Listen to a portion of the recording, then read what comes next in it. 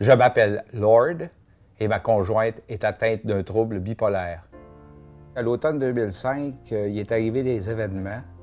Le fait que son plus vieux ait déménagé et en plus, son frère le plus vieux s'est ramassé chez nous suite à un incendie dans le foyer où il demeurait.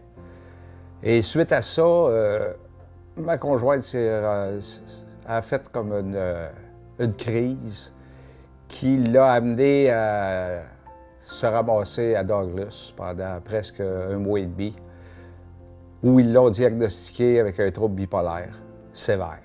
Elle a été obligée de s'en aller à l'hôpital parce qu'elle était en train de tout virer la maison à l'envers, dans le sens qu'elle lavait et relavait et relavait et relavait des affaires. Et elle est en train de jeter à peu près tout dans la maison parce qu'elle attendait des voix. Quand elle est sur un high, ce n'est plus du tout la même personne parce que normalement, Joanne est une personne qui est calme, tranquille, posée, douce. Et durant les highs, là, elle devient agressive, je dirais même jusqu'à violente. J'ai déjà été obligé de la faire interner parce qu'elle était devenue violente. J'étais là en anxiété constante. C'était le Vietnam, là. C'était vraiment là, comme si quelqu'un là, était debout sur mon thorax puis qui m'écrasait. J'avais de la misère à respirer. J'étais découragé. C'était plus le fun, là. C'était plus agréable d'être avec cette personne-là parce que je savais jamais sur quel pied danser.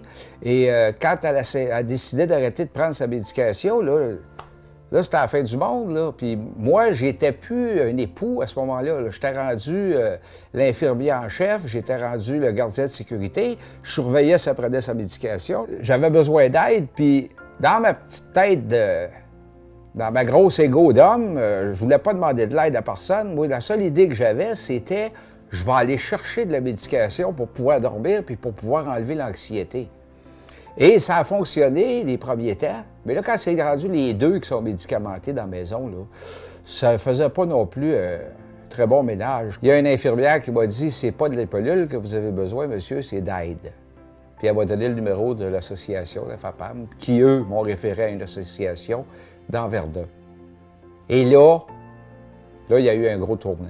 Là, il y a eu un très gros tournant. Parce que là, j'ai commencé à comprendre un peu plus la maladie de ma conjointe. J'ai commencé à comprendre que les fois qu'elle voulait me divorcer, c'était pas elle, c'était la maladie. Une journée, les meubles vont changer de place, les cadres vont changer de place. C'est toujours